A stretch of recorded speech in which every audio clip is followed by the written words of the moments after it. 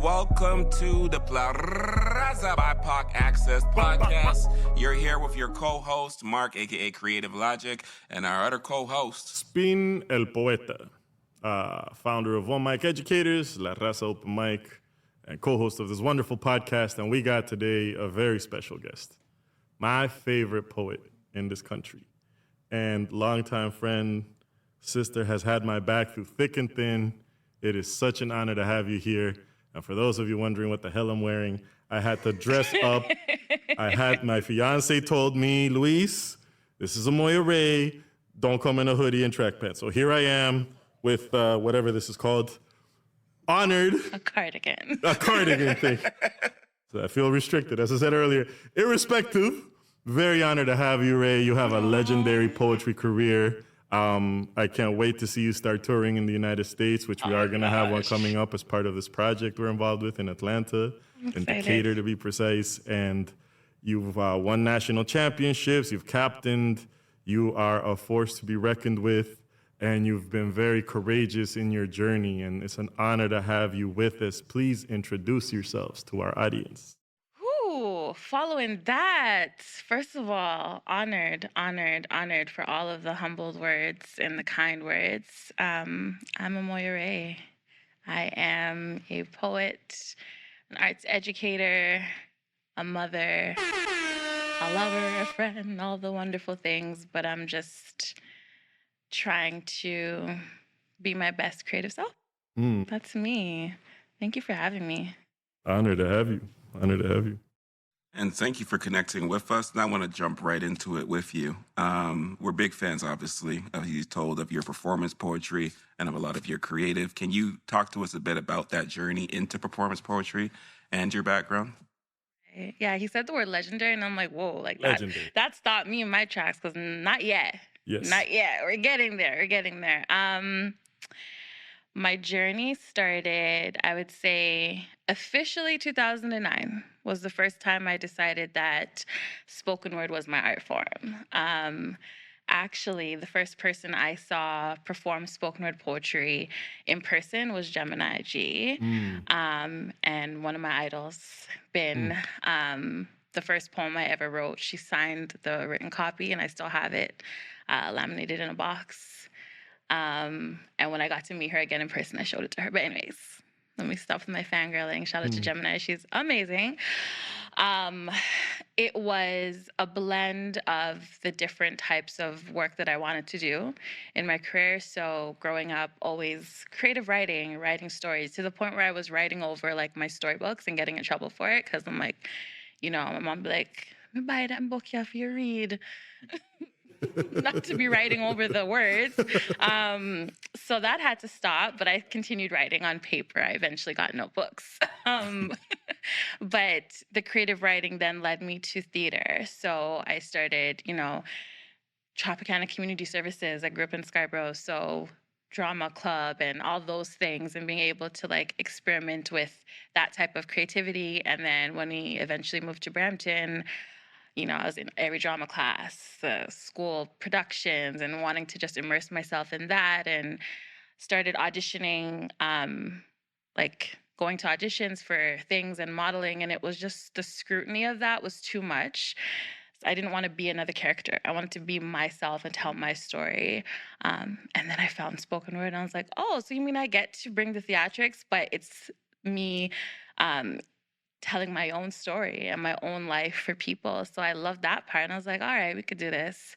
Slam was a different thing. Spin showed me slam. I didn't know that was a thing. That was a whole new world. I do got to make a small correction, because I met her at a slam that I, thank God, did not compete in. And she tore it up, like the stage presence, the theatrics, everything was there. So I can't take any type of credit about slam, because you crushed the slam where I met you at. Yeah, but I didn't know it was a slam. Oh, wow. So talk a little bit about that to our audience that might have never heard of slam. Like, right. What is slam?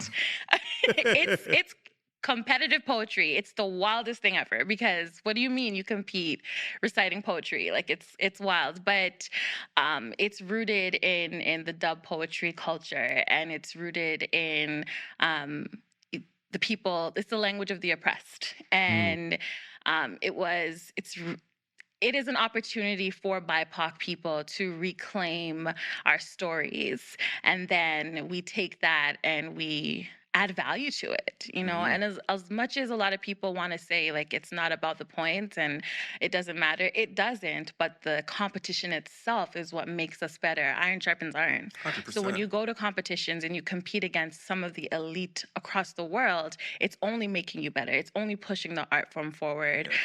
Regardless of what the score is, you go up there with the best work. Don't go up there with just something you wrote the night before and that's filled with your sorrow and then get upset about the points. You know what I mean? Like we have to keep the integrity of it. But going back to that slammer we met, I just thought it was an open mic. And I'm like, I want to go do my thing. So I went up and did a poem that I liked. My best friend was with me, Tony, and we're just going to have some drinks and have dinner after. When I sat back down, they're like, okay, so we're going up in reverse order. I'm like, what do you mean? What does that mean? What do you mean reverse order? I had no clue. And then you had said to me, yeah, there's 3 rounds, I think. And I was like, rounds? What does this mean? Wow. Like, this is an open mic. Right. And then you explained to me what was happening. And you're like, yeah, you're going to go up again. And thank God I had my notebook because I had other pieces. I went up, not rehearsing a thing. I only had the one poem that I was going to perform, thinking it was an open mic. And I ended up winning. So that was... It was killing shit. I want you to kind of talk a bit about that and just talk about like how you felt, because obviously you came in expecting one thing.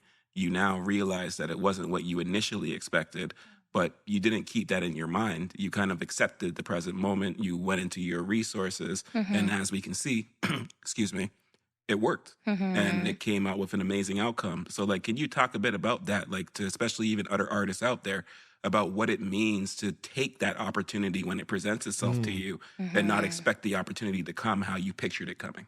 100%. So I will say that was my theater bag, because you're always expected to be prepared with a piece. At any moment, a director could say monologue, and you have to have something in your back pocket. So that whole concept of being prepared is what made me continue on, because if I wasn't prepared, I said, sorry, I gotta go. End of this round for me. But I was like, all right, give me a minute. Went to my car, flipped through the pages, like, I'll do this, I'll do that. But it's because I had that stock of material to come with. So being prepared. Sorry, go ahead. I was just going to say, because it always reminds me of luck. So like, to me, luck just means preparation meeting opportunity. And like, that's what you did. There was an opportunity there. You were already prepared, had those things there. And what I was going to ask, because this is all centered around writing, is like just talking a bit about like, how is your writing rooted in your lived experience as like a Black woman, a mother, a community worker, and an arts educator? I'm in every poem I've ever written. Every single one. There's not a poem that I've never heard a topic and wanted to just, maybe I could write about that. That sounds cool. If I can't relate to it, I'm not writing about it. Like, it's not intrinsic to who I am, and it doesn't feel good. Feel like it's not authentic? It's not authentic. And you can see that as an audience member when someone comes on stage and they're just writing a poem, or they're just reciting a poem, or even a song that has nothing to do with who they are. You can feel that energy. They're not connected. They're not connecting. It's in the eyes, it's in the speech, it's in everything. And it's, if we imagine that the work that we do is spirit and it's energy, what kind of energy are you giving your audiences if you're giving something that's inauthentic? What damage is that doing to the energies that they're receiving if you're just spewing out nonsense? Particularly when there's people that have lived through. Right. And that's something that I've loved and respected of you from day one. Right. Is the realness of it all. Right. I can't fathom equally creating a poem about some shit I didn't go through. Exactly. And then getting on stage with theatrics. Oh, woe is me. And I didn't go through that. Exactly. And I've seen that a lot in the scene. I've had youth that I work closely with youth, in conflict with the law. And then I'll bring them to events where people are talking about street shit that they don't know nothing about. And the youth see through that because their life is at risk in the balance. So, it's been an honor for me. And I'm so thankful you went back and did the 2 rounds, because that was the birth of the friendship. And I was afraid to approach you. Like, Mark, you got to understand, she was cussing waste man left, right, and center. And I was like, yo, I got to be proper. What do I do? Like, I have my homegirls Alicia and Casanillo with me, like land defenders. And, you know, we would love the poetry. And I was like frightened to approach it. And I'm so glad I did, you know? And it was like such an energy, but like this force on the stage, but then this beautiful, loving soul within. You know, and you have been, and I'm so grateful to you, Ray, because I've been at times afraid to go out my door, you know, and you've been having my back and just been so loyal and supportive. And I want to know for you, I love that you mentioned the slam, because I shit on slam every chance I get. But at the end of the day, it is a good training ground. It is. You just cannot attach your ego to it. Right. You know, like I've done a poem about like cancer and getting like 6s because it was done to the wrong audience. Right. And I can understand that. But I think a lot of emerging poets that come in, some of them I feel like they just do trauma poetry. They're just talking about like endless depression and there's no growth in the process. And then in the poem's ends, they're worse than when they got on the stage and the audience is left hurt. I feel we have a responsibility as artists to the audience. And so I wanted to know if you could share with us your approach in creating, and then also, you know, like you wrote the piece about the Black librarian in the United States, and I know you worked in the library, and this was something very special to you. As you said, you are in every poem. So if you could share with us your I've noticed the theme of historical fact with present reality, and then it all relating to you. Could you just share that process, what it's like for you, where it comes from, why it is that way? Right. And so it's twofold. So, and I think you touched on both. It's the responsibility of the artist to educate.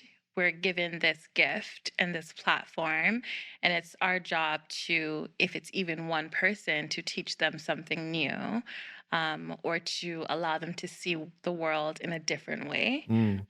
That's what keeps empathy alive, is when we're able to see things in a different way and a different perspective.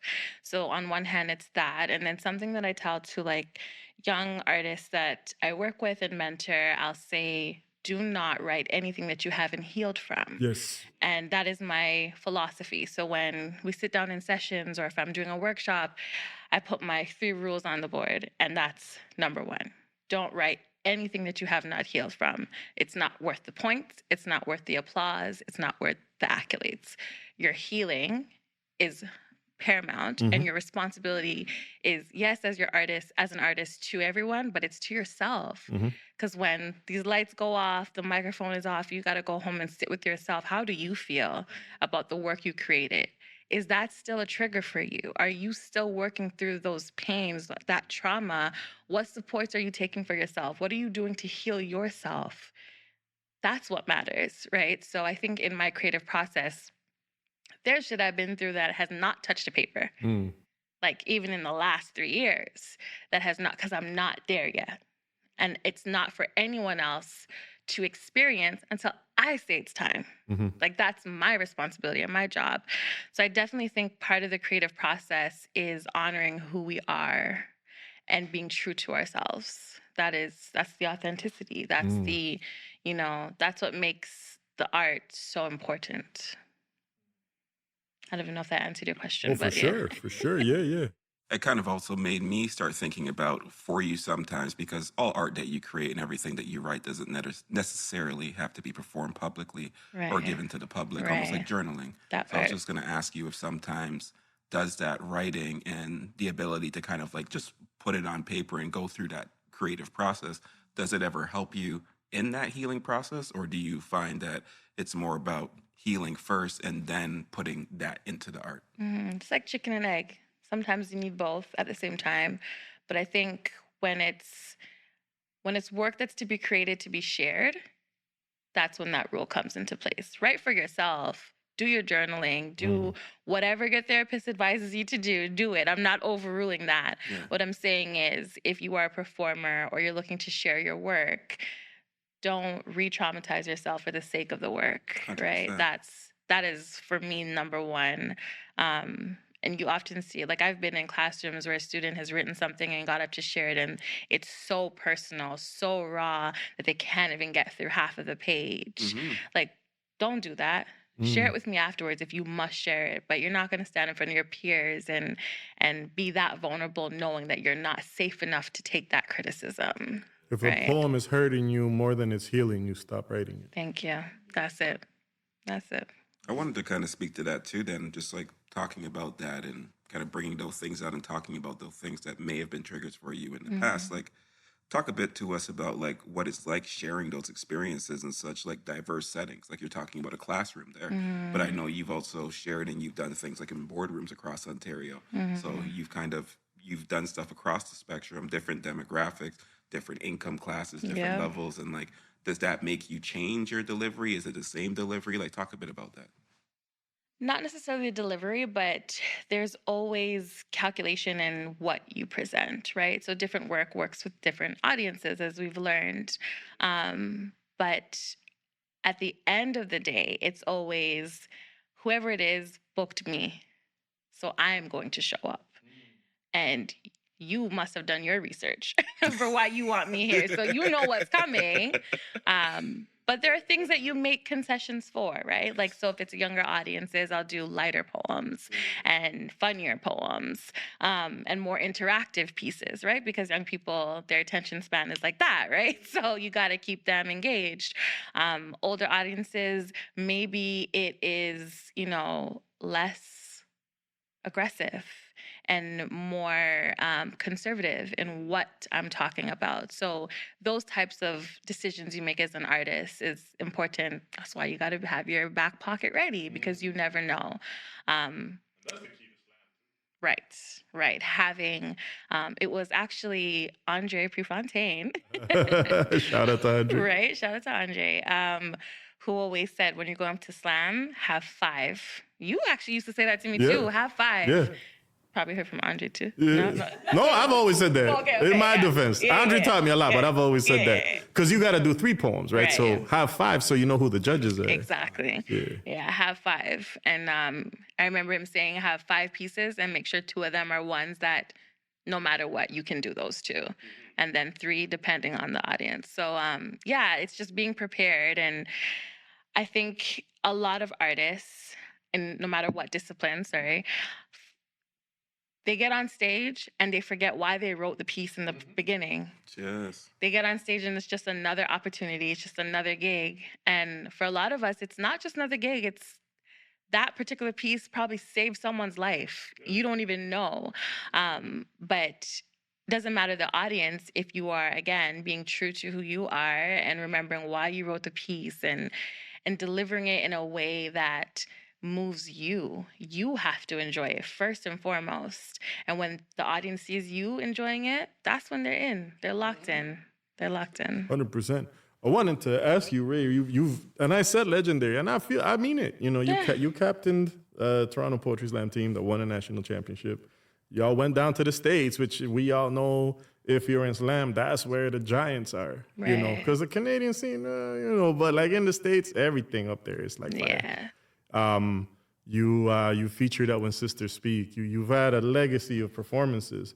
What are some of your favorite memories as a performer over the course of your career?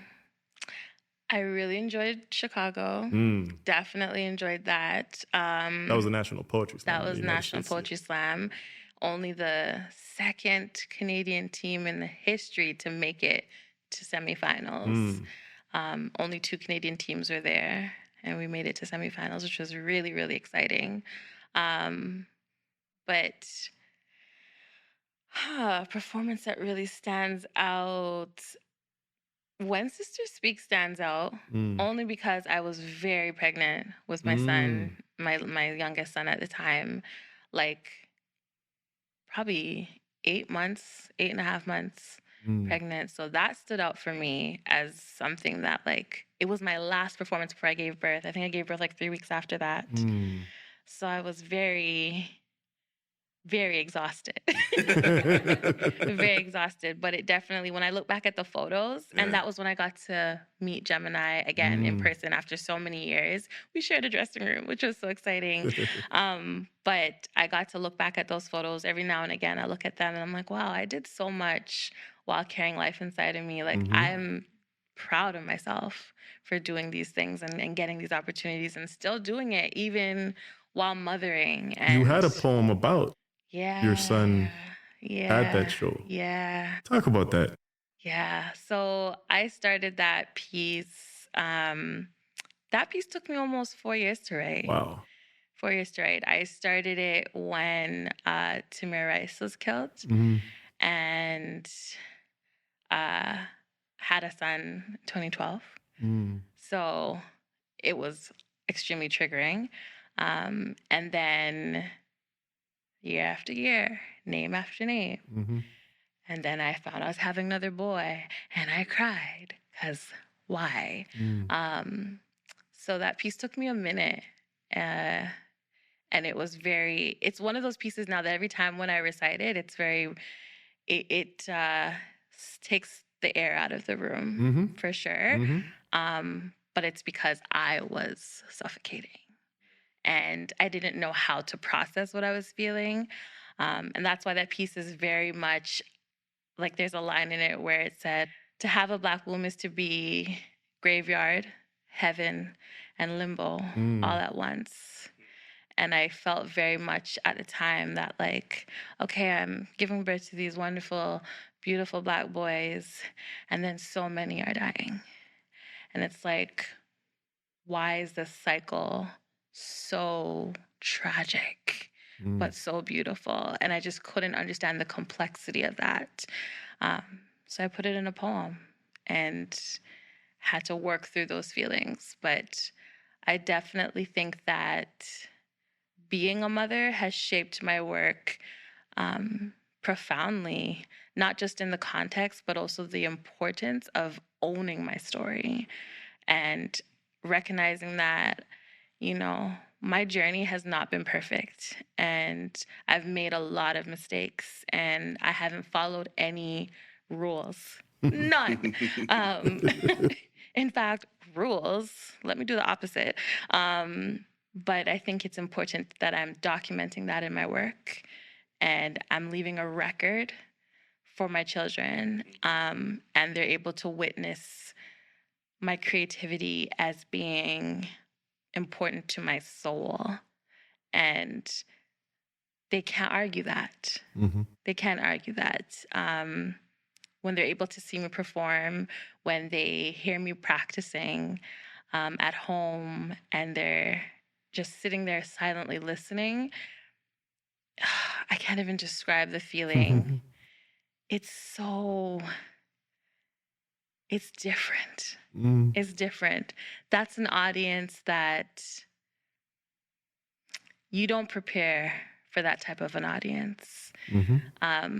To know that there are little people who are watching you do big things and not even realizing. To me, it's just another gig. It's nothing. To them, that's my mom. That's a Black woman telling her story and having this big voice. Imagine what my voice will sound like. Oof. At least that's what I'm hoping they're saying. Do you have those conversations with them, like how they feel after seeing you at shows, and like is that like their feedback? That's something you feel comfortable sharing? Yeah, I mean, my oldest, like he loves to tell people at school to Google his mom. Like that's his thing. And he was like, "Oh, you should come to my school." Like I told my teachers that like you're a poet, like you can come. I don't, cause like it's embarrassing to him. Low key, I'm like, I'm not doing that.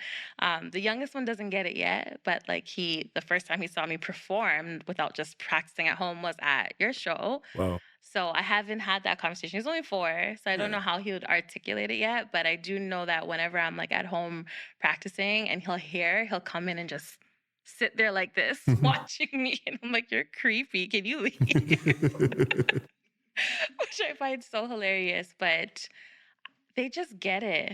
They just get it. And they appreciate when like they appear in my stories, in my poems. They like that. Jaden likes that. I do want to tell you, Ray, and I've said this to you before, but I want to say this on air. I just admire the mother that you are. Aww. And in many respects, having had this friendship with you, it reminds me of the way my mother raised me. Wow. My mother had me in events at the age of your children, and that created the foundation of who I am, right? I remember being 8 and there was a massacre in Nicaragua, and the church pastor had us lying on the floor and drawing chalk around us. And then when we stood up, we saw the chalk outlines of everybody. And then he explained that was the massacres that was happening. Jeez. I was 7. Wow. I still remember that. That formed who I am today. So you are raising warriors and you're leading by example. And I just want to honor you right now for that. Because I can tell you, as somebody that was raised that way, it works. Thank you. I need to hear that. And I need those reminders because obviously, like a lot of us, imposter syndrome is real. And then you add the mom guilt on top of that. And it's like, ooh, I am not doing good at anything, clearly. But it's like those little things that are really helpful. Because sometimes I don't see it. That's true. Well, let's talk a bit about that as well, then, because I know in 2023, you were recognized for the Black Pearl Award as one of the top 100 Black women to watch in Canada. So, like, yes, I was. so is that kind of the same for you, like seeing that, like, this matters to other people, and that, like, there's recognition there that you are connecting with people, that your art makes a difference in people's lives? Yeah, sometimes I don't even realize it. I don't realize the impact. And those reminders are also useful for me to stay focused, right? So that award was really special because it had very little to do with my poetry and a lot to do with my community work. And that means a lot more than my individual poetry career, simply because artistic programming in the community those are the seeds for the next generation of artists and creatives and arts workers. And that keeps the ecosystem going. So I definitely, I'm grateful, and I receive all of those recognitions and all of the moments of praise, and I'm learning how to accept those things and not, I don't remember where I read this or heard this, but it's this whole thing of like when someone gives you a compliment and you're like, oh, stop, like I'm done saying that. Yes, you're Receive right. it. Thank you. I received that. So that award was definitely a moment for me to receive and put it on my shelf so my kids could see. And I sent them a picture right away. Like it was dope. I appreciated it. I want to thank you for acknowledging the imposter syndrome. So we've been doing this artist development for the Grassroots Artist Project, and that's one of the options. And it's been clicked like 80%. Of all the artists that we have, BIPOC artists that we have registering, we're all battling with imposter syndrome. And we're going to be addressing that at the conference in August. You're going to be featuring at that. It's going to be very special. It's going to be the Woodland Cultural Center, which is a former Mohawk residential school. And we're going to have our Six Nations people family over there as well. And I know you got a project coming out. You're going to be sharing of that. Please tell us about this project, and let's get into the business side of it, because a girl got to make her money. Right. And we got a business consultant right here. So what you got coming up, and what business questions do you have for Mark? Well, get notebook. No, I'm just kidding. So many things. So many things that I want to do. And, I was joking with my partner the other day, like, I already have like 4 books written in my head. It's just actually putting it on paper is where I need to get, but it's the imposter syndrome, right? It's, I read somewhere that every person of color has experienced imposter syndrome simply by being a person of color. Like without even doing anything, we already second guess where we are, how we got there, just by the virtue of the color of our skin or our ethnicity, which is madness.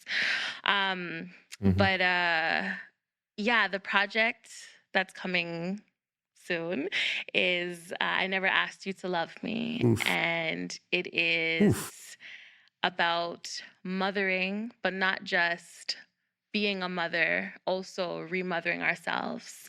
And it's talking a lot about my journey to, going into the relationship with my mother and healing from that, and understanding now that I am a mother, some of the sacrifices that she had to make and how she got to where she was and why she mothered me the way she did, and how I can then, heal myself, go through the healing, and be a better mother for my children. But it's also acknowledging the realities of motherhood. It's not all aesthetics. Like, it's not. It is rough and tough. And there's one of the pieces where I say, like, I know that all of my children will have a mother wound. I have to make sure it's one that they can heal from. We all have a mother wound. Some of us can't heal from the mother wound we were given. You know, some of us have inherited things like addiction or, you know, other forms of abuse. And, you know, it's how and if you can heal from those things that change the dynamics for all of us individually.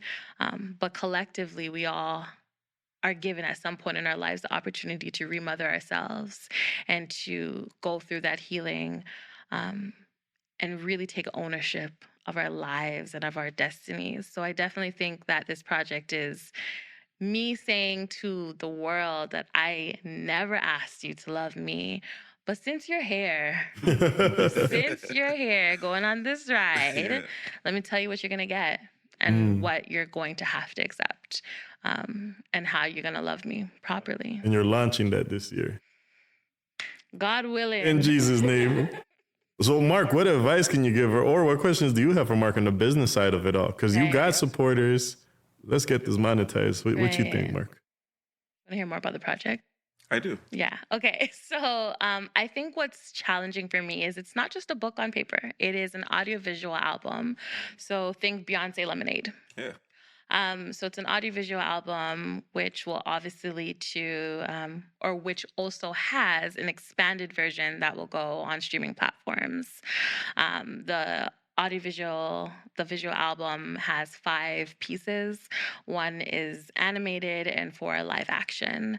And those were created with so much love, and they're on a hard drive, just sitting there with no real plan yet of how to share it with the world. And part of that is the imposter syndrome, but also part of it is being protective of my work. And I feel that, you know, I don't want to put something out there that I'm not ready for people to see. And I feel like this year I am. This year I feel ready. And this year I feel that it's time. And I needed to be in alignment in order for that project to come out. So I think I'm there. I feel like I'm there. I just need to do it right with intention and make sure that it's successful. Like I have certain targets in mind, and I'd like to achieve those. Well, are you comfortable talking about some of your targets? Okay. Speak it into existence with power. You know what? What I really want for one of the pieces is I would like it to go through the short film circuit. I think the animated piece is powerful enough. Shout out to Amani Arts. Shout out to Amani Arts. She's very humble when she speaks about it, but there has not been a moment that I've watched her create that I have not been brought to tears. It is a dope piece. And I know it's going to be one of those. It's an award winner. And that's one of the targets. I think you kind of hit it on the head right there. Is about taking these different pieces of content and assets that you may envision it as one thing, but recognizing what it also qualifies to be. So it could be that audiovisual piece, that's your poem that you're thinking, okay, I'm just going to put this on YouTube, or maybe I'm going to put this on some of my socials. But that's the point. It's a short film that you have there. Right. And all it's going to take for you with the short film is you just have to spend a little bit to essentially apply to these various film festivals. Right. And then one of your pieces could end up being nominated or being shown there and eventually winning. But literally, it's just that consistency of taking that, finding the festivals that you think are going to be able to give you the greatest chance to reach the audience that's going to be interested in your work, and then just filling out the application forms and paying those submission fees to be able to have that opportunity for your work to be able to be seen in that environment and receive recognition. And if it receives recognition, that usually ends up with more opportunities, because every one of these festivals has their own audience currently. Right. Ray, you got to take the emotions out of the thinking of it. It's a process. In an ideal world, we submit once, we get $100,000 and we're flying to the Cannes Film Festival. You got to take the fat and the emotion out of the process. And I'm telling you that because I've got over $350,000 worth of grants. It's about 15 grants that I've been writing. I've lost track of what the hell I've been writing, but I've been doing it. And as I land them, I know I have the capacity to execute. Right. So you have to do the same. Right. And I can tell you right off the bat that these projects that you have, they're also your support material for more grants. Right. You know, and if you got the grant to create, you can now go get the grant to tour. Right. You know what I'm saying? So, right. But take the emotion out of it, right? Because we've had a lot of conversations about this. And if you're ready and the time is right and you're healed and everything's good to go, just do it. You got to load the clip and just start all these different applications. Right. And to be honest, it seems like you're there. Like you have the support systems around you. You have the ability to do it. And honestly, it's just about going out and doing it.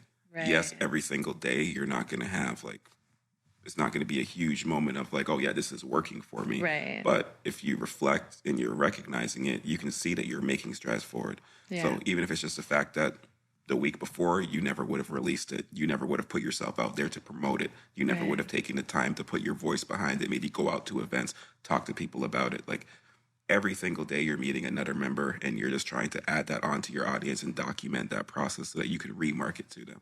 And as long as you're consistent and you set a goal, even if it's a weekly goal, that you expect to get XYZ followers each week or XYZ signups on your newsletter, but just quantify it. Right. And then know when you don't meet that goal, how far off you were from meeting that goal. But if you're doing that every single week, it's just like you said before, when you look back after at the 52, the same way you look back at all the things you did while you were pregnant, like you're going to be happy with past you in the future. And Ray, it's the same mentality you bring to slam, you got to bring to all these submissions, right? Yeah. I won a national competition with a slam, and then I brought it to the little rinky-dink Toronto Poetry Slam and didn't make it past the first round. That doesn't mean that poem isn't great. It was a totally wrong audience to do that poem for. And I knew that when I did it. I didn't stop slamming. I continued and I refined. It's the same thing with your submissions. You have the talent. You know what you're capable with. Get to it. Get to it, homie. Start submitting these. Man, they cannot sit in your hard drive. My words turning around to like, girl, you just said this. All right, received. I hear you. God, I hear you. I hear you. Yeah, that's even God. We're just facilitating a podcast. Yeah. What's your inspiration, Ray? Yeah. My inspiration? Yeah. Me? No, I'm kidding. I want to thank myself. I want to thank myself. I am the Academy. Memes for days. Me, myself, and I. My kids. My kids inspire me. But shout out to Jaden and Jax. Right? Shout out to them, but not in the ways that people would think. Like they don't be doing they don't be doing anything to like make me write poetry. They just exist. They just exist. And that inspires me. But also taking stock of the things around me, experiences that I have, like love, my love, and being in love, and leaving toxic relationships and ending toxic friendships, and family ties, and unpacking my own traumas and being able to laugh at those traumas now, right? Like those things inspire me. Music inspires me. Other poets inspire me. You inspire me. Like it's yeah. You got any books or anything that you'd recommend to emerging artists listening to us? Things that kind of clicked for you? Videos, anything? Books. You are going to love this one. The Artist's Way. Yes. Listen, it's been maybe 4 years of you trying to... For the record, I got her through a grant from the Ontario Art Council 7 blasted years ago. Sorry, go ahead, continue. Listen, when I saw it, I was like, what are we doing this big-ass book? She flat out said, "Spend, I'm not reading this." Have you seen it? I have not. It's huge for nothing. I'm like, well, where are you going? This big, dusty book. And the journal companion is just as big. I'm like, you want me to walk with this every day? I am out of school. Like, it was a lot. But now it lives right by my bed. And I didn't read it how you wanted to be read. Fine. I just flipped to where I want to go. Okay. But I would definitely recommend that now. I am converted. I'm a believer now. The Artist's Way, folks. There you have it from Amoya Reé. J. Cole used it as inspiration for the Born Center album. Thank you very much. That's all I got to say for the rest of this podcast. I'm good. It is good. You won. I wanted you also to touch a little bit on, because you're talking about that, like what is your creative process? And also kind of speaking to maybe give some insights to people for you personally. When do you know is the right time to talk about something? Like how do you know when you're healed? hmm I know I'm healed when I can speak about it, speak about whatever it is, and in the moment, I'm not there. I'm still with you talking about what happened. Sometimes we talk about things and you go back to that place, you become that hurt little girl, and you're just in the trauma and you feel under attack in that moment. You go into survival mode. I know I'm healed when I can speak about it and I'll say XYZ. And then at the end, I say, but look at me now and look where I am and look where I'm going. That's healing. Um, there's how I write is random. So random. Believe it or not, a lot of my writing comes from, sitting in very random places and a hint of inspiration will just hit me. I've been in meetings. Don't tell my employer. I've been in meetings and someone will say something, they'll say a word. I'm like, oh, I like that word. I like what it means. Hold on. Right, like 3 lines, put it there, come back to it. There's a whole poem there and it's just itching. After the meeting's done, all right, do not disturb. Write the poem. You're good. I've been flat out 3 hours late to work because I had to write a poem. I no longer work here. But sometimes you can't stop it. Sometimes the inspiration just comes, like watching TV and there's like a really passionate scene and I'm like, oh my gosh, that I've lived that. Let me go write about that because that is something that I need to talk about. And, it's the real creative process is being able to tap into that moment of inspiration and turn it into something that can be shared, right? And I don't know yet if that's teachable. I'm trying to. And often in the classes that I'll have in the workshops, I try to teach how you go from inspiration to a product. Some people, it's either you have it or you don't. And I'm realizing that, like as many tools as I've give, like I teach the 3 Ps, and I teach how to, take inspiration. But a lot of the feedback I get is that, oh, I can't listen to other people recite poetry or I can't listen to music because then I'm just writing what they're saying. But I'm able to do that. I'm able to be given, all right, example, I performed for someone's wedding and they said, this is a song that we both love. Write something about this. It was a gospel song. Far off. Not even about love romantically, but love of God. And wrote a poem. And it was one of the most beautiful love poems I've ever written. And I actually got that gig because another poet was given the same task and said, I can't do this. I can't write off of a poem, off another song. But there's something so profound about being able to take someone else's creative process and use that as inspiration to create something completely new. That in itself is a poem. That is poetic. And what else is life but being able to create from something else that was created? Everything is creation. Everything is energy. And when we create our own work, all we are doing is taking that energy and transforming it into something else. And that what I am struggling with as an arts educator is how do I teach young people to do that? How do I teach them to keep themselves alive creatively? Figuring out part 2. When I figure it out, I'll come back. 100%. Do you think like mindfulness meditation kind of plays a role within there? Like are the students a lot of time, do they kind of know who they are and have that grounding that they don't kind of get attached to other people's narratives, other people's ideas? That's a huge part of it. That's a huge part of it is honoring self. So in the co-op program that I ran, one of the first activities I let them do is an affirmation poem.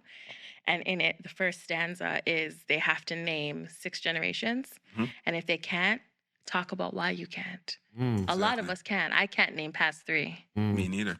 Sophia Graham, that's my great grandmother. That's as far as I can go, right? Other people have the privilege to be able to say, I can name my 7 grandfathers or my 7. I don't have that. So let's talk about that. And if you can't talk about your direct lineage, tell me about your people. Yep. What are your people? What are your people like?